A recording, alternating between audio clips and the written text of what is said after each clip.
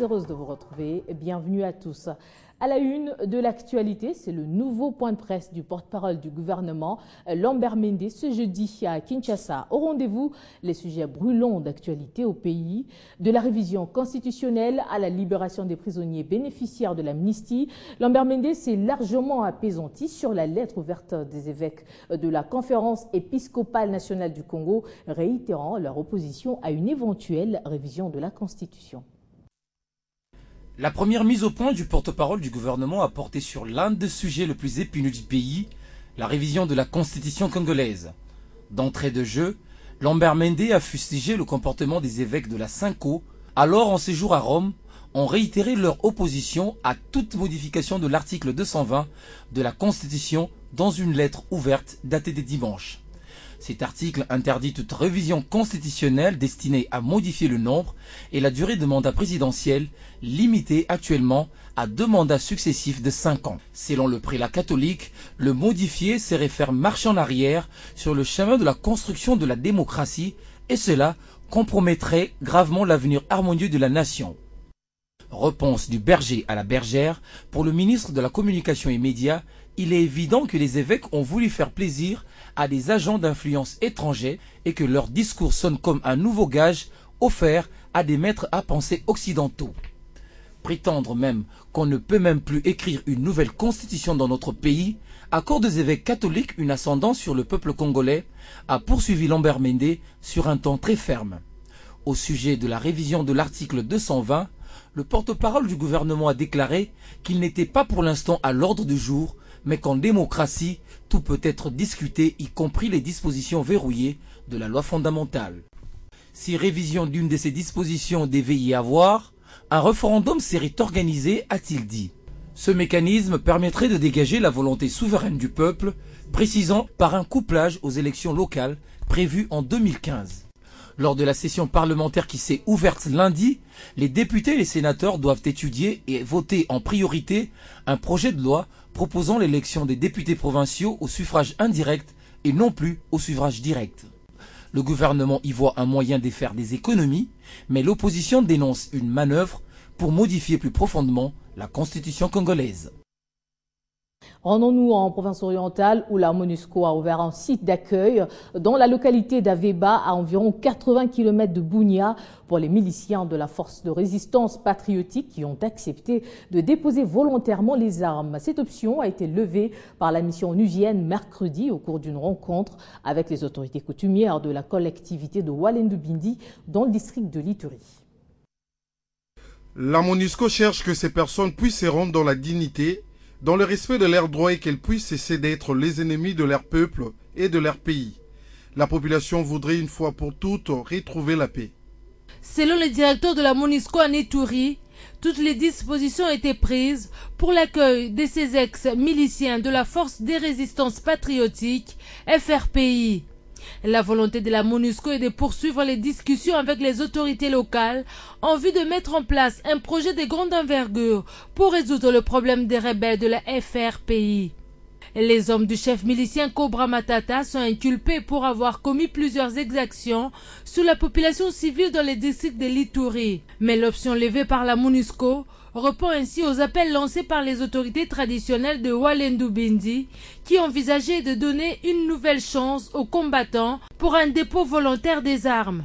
C'est depuis début septembre que les autorités militaires congolaises et celles de la MONUSCO prévoyaient de lancer une offensive contre les positions contrôlées par les miliciens de la FRPI dans la chefferie de Walendu-Bindi.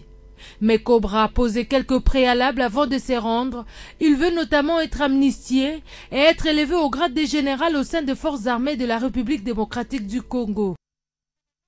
Parlons transport avec la remise symbolique par le gouvernement des clés de contact des nouveaux bus de marque Hyundai accordés à crédit aux particuliers. Cet acte fait suite à la promesse du gouvernement faite le 18 août dernier par le ministre des Transports, Justin Kalumba, pour leur mise en exploitation à mi-septembre. La cérémonie a eu lieu à la foire internationale de Kinshasa en présence des bénéficiaires, de quelques membres du gouvernement ainsi que le gouverneur de la ville. C'est votre bien. Nous l'avons donné à crédit, c'est votre. C'est un moment historique. Cet événement marque un tournant dans le secteur de transport en République démocratique du Congo.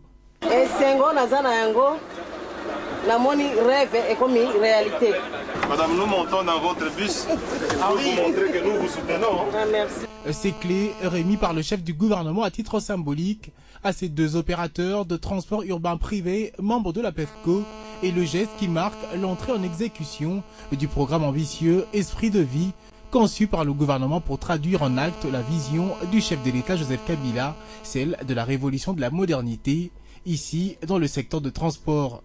D'où la joie visible du chef du gouvernement entouré de quelques de ses ministres, dont celui de transport, Justin Kalumba, et le gouverneur de Kinshasa, qui au nom de Kinois ont rendu hommage au chef de l'État et le gouvernement de la République. Le programme Esprit de vie a pour objectif ultime la réduction sensible de la mortalité due aux accidents routiers d'ici la fin du quinquennat en cours. C'est ça la pédagogie de la gouvernance Joseph Kabila Matata dans le cadre de la révolution de la modernité. Une pédagogie qui se fonde sur la résurrection de ce pays. Nous remercions infiniment les présidents de la République comme les premiers ministres pour avoir accompli leurs promesses, la promesse qu'ils avaient tenue. Ceci afin de permettre la capitale congolaise, en ce qui concerne cette première phase, de la débarrasser définitivement du tristement célèbre Esprit de mort, véhicule réputé pour leurs accidents récurrents dus à leur état vétuste. Santé à présent, lancement officiel ce jeudi par le ministre de la Santé publique de la campagne nationale de vaccination contre la poliomyélite à Kikwit dans la province du Bandundu sont ciblés pour cette campagne de 3 jours les enfants âgés de 0 à 5 ans. Cette campagne, qui est à sa première phase et soutenue par l'Organisation mondiale de santé et l'UNICEF, sera couplée de l'enregistrement gratuit des enfants à l'état civil. La correspondance sur place de Dadou Ekiom. La campagne nationale de vaccination contre la poliomyélite a été lancée hier dans la soirée dans la ville de Kikwit, deuxième ville de la province du Bandundu. C'est le vice-gouverneur du Bandundu, maître Alexis Kiala Chibanfumu, qui a procédé à ces lancements sur ordre du ministre national de la Santé, qui s'est rendu à Kikwit pour lancer cette campagne, mais empêché au niveau du pont Kwango sur la nationale numéro 1 suite à un accident de circulation routière occasionnant plusieurs morts et en sa qualité du patron de la santé, ne pouvait pas passer sans toutefois organiser la prise en charge des rescapés et l'évacuation de morts. Du moins, l'ordre du ministre a été respecté à Kikwit et pour cette campagne nationale. Tout a commencé par une caravane motorisée dont le point de chute a été la maison communale de Lanzinda, site choisi pour le lancement officiel de cette campagne. Prenant la parole au nom du ministre empêché, le vice-gouverneur du Bandundu a signalé qu'il y a de cela 33 mois, et la RDC est restée muette sans notifier un seul cas de polio. Et d'ici 2018, si la situation serait pareille, le pays de Joseph Kabila sera certifié pays sans polio. Mais la lutte doit continuer. Il a par ailleurs signalé que la province du Bandundu ne restera pas amovible pour lutter contre cette maladie, car au cours de cette campagne, 1 622 000 enfants de 0 à 59 mois sont attendus à être vaccinés. À la même circonstance, les représentants de l'OMS en RDC a signalé l'attachement de cette organisation mondiale pour accompagner la RDC jusqu'à sa certification. Depuis la ville de Bandundu, Dadou Ekiom pour Télé 50. Trafic d'enfants, on en parle encore. Le week-end dernier, la Direction générale des migrations avait démantelé, vous le savez, un réseau qui s'apprêtait à faire traverser 8 enfants congolais à Kasumbalesa vers la Zambie. La DGM avait récupéré ces enfants qui sont actuellement internés dans un orphelinat de Kinshasa. Mercredi, ils ont reçu la visite de la ministre du Genre, Famille et Enfants. Regardez. Il y a quelques jours, ces enfants avaient été interceptés à Kasumbalesa par la Direction générale de migration alors qu'un réseau tentait de les faire traverser la frontière zambienne pour les amener vers les États-Unis. Les images diffusées de ces enfants avaient choqué plus d'un. Et depuis, ils sont internés à l'orphelinat Lisanga à Klisto Angaba.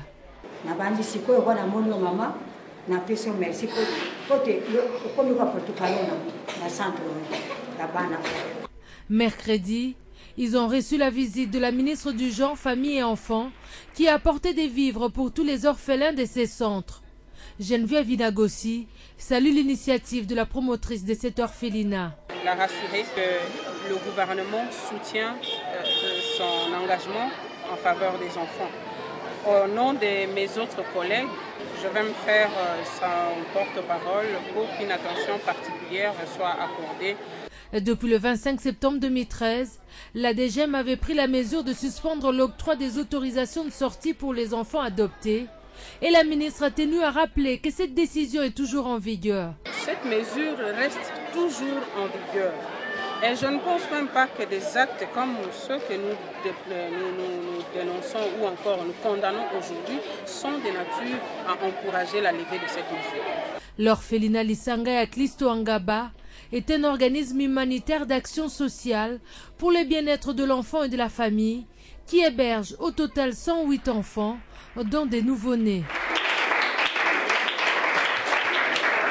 Adduction d'eau en milieu rural au Katanga. Sachez qu'une structure chargée des constructions de forages a réalisé 3 forages à Manono. Cette structure s'attelle désormais à trouver des solutions pour faire face à la faible recharge de la nappe phréatique constatée. Ce projet vital pour les habitants de Manono a été initié par le député national Zoé Kabila et financé par la société communière Espirel. De l'eau potable pour les habitants de Manono, c'est le souci du député national Zoé Kabila, élu de cette circonscription dans la province du Katanga, qui a initié ces projets d'adduction d'eau. Le service national d'hydraulique rurale vient de matérialiser ce projet. Mieux, ses rêves en réalisant 3 forages avec pompe immergée, 3 mini-réseaux pour un total de 9000 mètres, 3 tours métalliques de 12 mètres, chacune sur lequel des réservoirs de 32 mètres cubes, 30 bornes fontaines avec 60 points d'eau et 30 puits perdus. Un engouement pour se procurer de l'eau potable a été constaté lors des essais des débits et des vérifications de réseau. Ces habitants seront bientôt à l'abri de maladies d'origine hydrique. Je suis très content de voir ce travail ici arriver à sa fin. Tout ce que vous avez fait, nous laissons entre les mains du Seigneur. Nous sommes très reconnaissants et toute la population que je représente. Nous remercions vos activités que vous avez faites. Vraiment, ça nous a un peu aidé. Parce que c'est de l'eau qui semble un peu pure. Parce qu'avec les eaux de pluie, plutôt des puits ici, pour moi, ça ne va pas. Mais avec ça, quand même, ça va. Cependant, le CNHR a été buté à la faible recharge de la nappe phréatique qui a conduit à un débit moyen. Déjà, Georges Kochi, directeur national de cette structure, a initié une nouvelle étude pour arriver soit au captage de la source Louba à 7 km de Manono, soit au traitement des eaux de la rivière Lukushi ou encore des forages supplémentaires. Ainsi, la desserte en eau potable à Manono sera régulière, telle que voulue par les 3 parties, à savoir les députés nationaux Zoé Kabila, la communière Espérel et les CNHR.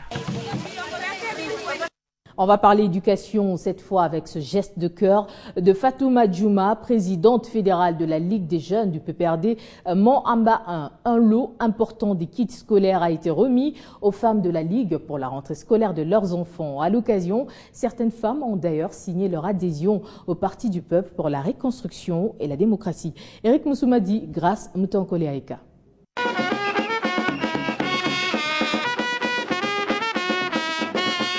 Fanfare, danse et chansons, voilà l'ambiance qui a régné ce jeudi au siège de la Ligue des jeunes du PPRD Mont-Amba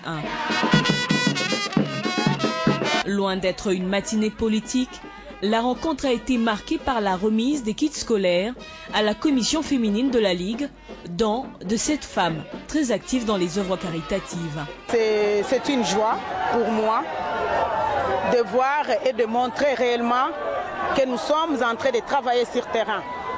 Parce que selon l'instruction de notre secrétaire général du parti, le camarade Évariste Bochab, il nous dit toujours de travailler avec les bases, de rester vraiment permanent à l'écoute de la base. Un vrai secours à certains parents qui éprouvent encore des difficultés pour envoyer les enfants à l'école.